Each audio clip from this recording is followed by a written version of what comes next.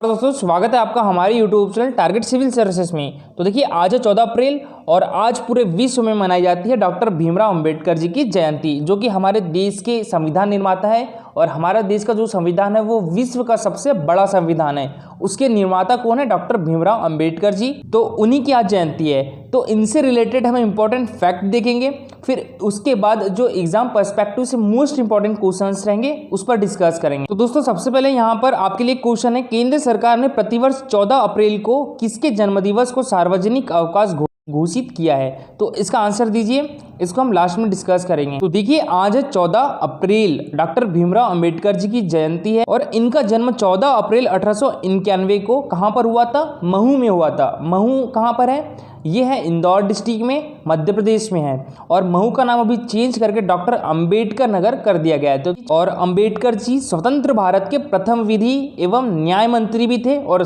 भारतीय संविधान के जनक भी कहे जाते हैं डॉक्टर भीमराव अंबेडकर जी को। और देखिए 6 दिसंबर 1956 को उनका निधन हो गया था और 1956 में उन्होंने बौद्ध धर्म अपना लिया था। ठीक है। और इनकी समाधि स्थल ये कहाँ पर है? ये मुंबई महाराष्ट्र में है। इनकी समाधि स्थल का नाम क्या है? तो चैत्य भूमि है। मोस्ट इंपॉर्टेंट है, याद रखिएगा। इनकी समाधि स्थल का नाम क्या है? चैत्य भूमि है। और देखिए इनको भारत रत्न से कब नवाजा गया था? तो 1990 में इनको भारत रत्न दिया गया था। तो ये याद रखिएगा, 1990 में इनको भारत रत्न दिया गया था। अब दोस्तों मैं आपको जितने भी इंपॉर्टेंट फैक्ट है उनको बताऊंगा, उसके बाद हम क्वेश्चंस लगाएंगे। देखिएगा आपसे सारे क्वेश्चंस बन जाएंगे। ठीक है, तो बस ध्यान से आपको सुनना है। डॉक्टर बाबा साहब अंबेडकर विदेश जाकर अर्थशास्त्र में डायरेक्टर यानी पीएचडी की डिग्री हासिल करने वाले पहले भारतीय थे। डॉक्टर अंबेडकर ही एकमात्र भारतीय है जिनकी प्रतिमा लंदन संग्रहालय में कार्ल मार्क्स के साथ लगी हुई है। भारतीय तिरंगे में अशोक चक्र को जगह देने का श्रेय भी डॉक्टर बाबा साहब अंबेडकर को जाता है। अर्थशास्त्र का नोबेल पुरस्कार जीत चुके अर्थशास्त्री प्रोफेसर अमर्त्य सेन डॉक्टर भीमराव अंबेडकर को अर्थशास्त्र में अपना पिता मानते हैं। यहाँ पर एक चीज़ बताइए, अमर्त्य सेन इनको अर्थशास्त्र में नोबेल पुरस्कार कब दिया गया था? तो इनको दिया गया था दोस्तों 1998 में दिया गया था। ठीक है, और ये हमारे भारत के एकमात्र अर्थशास्त्र में नोबेल पुरस्कार विजेता है। और बाबा साहेब के निजी पुस्तकालय राजगृह में 50,000 से भी अधिक उनकी किताबें थी और यह विश्व का सबसे बड़ा निजी पुस्तकालय था। इसके बाद लंदन स्कूल ऑफ इकोनॉमिक्स से डॉक्टर ऑल साइंस नामक अनमोल डायरेक्टर पदवी प्राप्त करने वाले बाबा साहेब विश्व के पहले और एकमात्र महापुरुष हैं।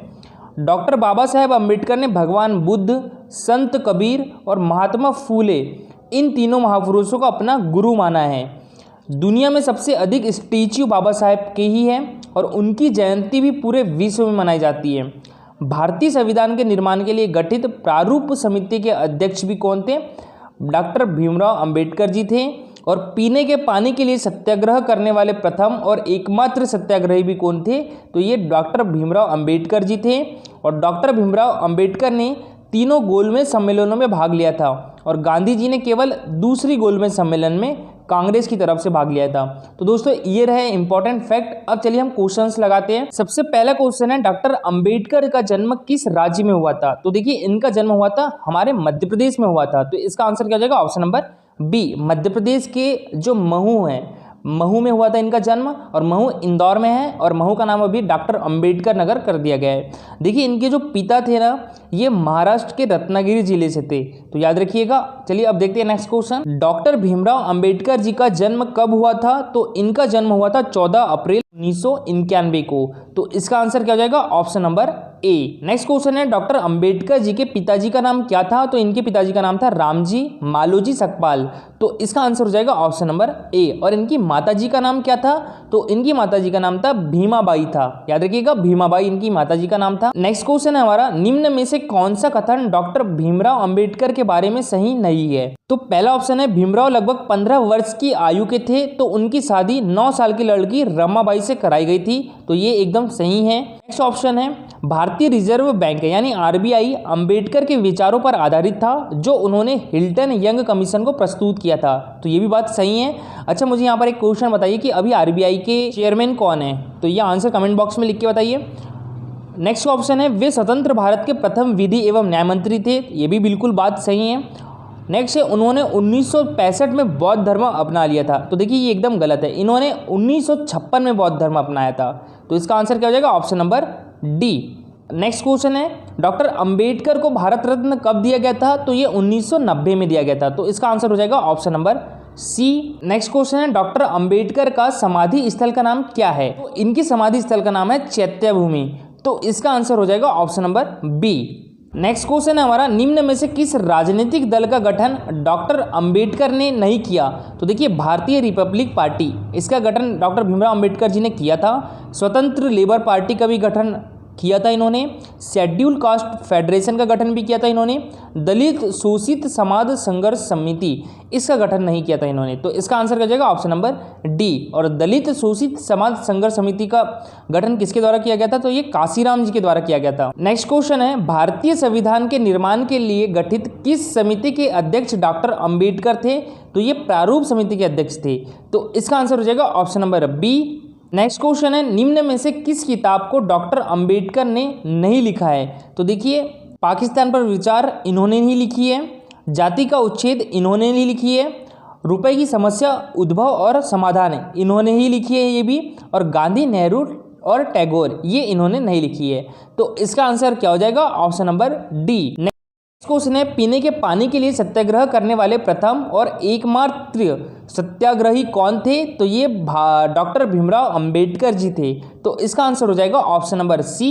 नेक्स्ट क्वेश्चन है हमारा, निम्न में से कौन सा कथन पूना पैक्ट के बारे में सही नहीं है? तो पहला ऑप्शन है, पूना पैक्ट 24 सितंबर 1934 को हुआ था, तो ये बिल्कुल गलत है। पूना पैक्ट 24 सितंबर 1932 को हुआ था, ठीक है, तो पहली ऑप्शन गलत है, तो इसका सही आंसर क्या हो जाएगा? Option number A. और देखिए, नेक्स्ट ऑप्शन क्या था? पूना पैक्ट महात्मा गांधी और डॉक्टर अंबेडकर के बीच हुआ था, बिल्कुल सही बात है ये। पूना पैक्ट में दलितों के लिए अलग निर्वाचन और 2 वोट का अधिकार खत्म हो गया था, तो ये भी बिल्कुल सही बात है। पूना पैक्ट के बाद दलितों के लिए आरक्षित सीटों की संख्या प्रांतीय विधानमंडलों में 71 से बढ़ाकर 147 और केंद्रीय विधायिका में कुल सीटों की 18% कर दी गई थी, तो ये भी बिल्कुल सही बात है, तो इसका आंसर क्या हो जाएगा? Option number A. अच्छा, ऑप्शन नंबर ए सही क्यों होगा? क्योंकि सही नहीं है बोला है, और इसमें बी भी सही है, सी भी सही है और डी भी सही है। नेक्स्ट क्वेश्चन है हमारा, निम्न में से किस भारतीय ने तीनों गोलमेज सम्मेलन में भाग लिया था? तो दोस्तों, ये लिया था डॉक्टर भीमराव अंबेडकर जी ने, तो इसका आंसर क्या हो जाएगा? Option number A. और जो महात्मा गांधी जी थे, वे केवल दूसरी गोलमेज सम्मेलन में कांग्रेस की तरफ से भाग लिया था इन्होंने। किसने? महात्मा गांधी ने। और तीनों गोलमेज सम्मेलन में डॉक्टर भीमराव अंबेडकर जी ने भाग लिया था। नेक्स्ट क्वेश्चन है, the problem of the rupee, its origin and it's solution, पुस्तक के लेखक कौन है?